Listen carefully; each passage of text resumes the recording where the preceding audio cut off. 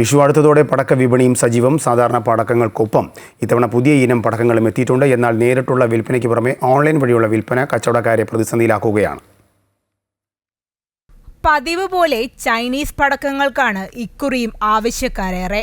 ഇതിനൊപ്പം കുട്ടികൾക്കായുള്ള പ്രത്യേക പടക്കങ്ങളും വിപണി കൈയടക്കുകയാണ്.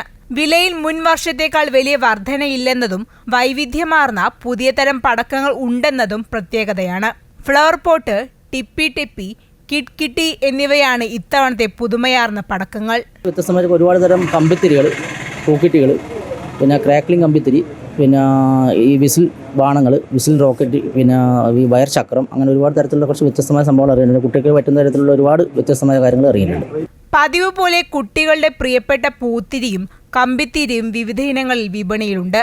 മാലപ്പടക്കം, ചക്രം, കയർ തുടങ്ങിയ പതിവ് താരങ്ങളും ഒപ്പമുണ്ട്. എന്നാൽ ഓൺലൈൻ വഴിയുള്ള പടക്ക വിൽപ്പന വ്യാപാരികളെ പ്രതിസന്ധിയിലാക്കുന്നുണ്ടെന്ന് കടക്കാരൻ പറയുന്നു. ഓൺലൈൻ പടക്കങ്ങൾ വരുമ്പോൾ ഒരുപാട് ആൾക്കാർ അതിൽ നിന്നും വാങ്ങാൻ തുടങ്ങി. കാരണം മുൻകൂട്ടി ആൾക്കാർ വാങ്ങിയതിൻ്റെ ഒരു പ്രയാസങ്ങളുണ്ട്. അപ്പം കച്ചവടം ഒരു സാധാരണ രീതിയിൽ എല്ലാ ഷോപ്പുകാർക്കും കുറച്ചൊരു പ്രയാസം തന്നെയാണ് നേരിടേണ്ടി വന്നിട്ടുള്ളത്. വിഷു അടുക്കുന്നതോടെ പടക്ക കച്ചവടം പൊടി പൊടിക്കുമെന്ന പ്രതീക്ഷയിലാണ് കച്ചവടക്കാർ. അമൃത ന്യൂസ്, കണ്ണൂർ.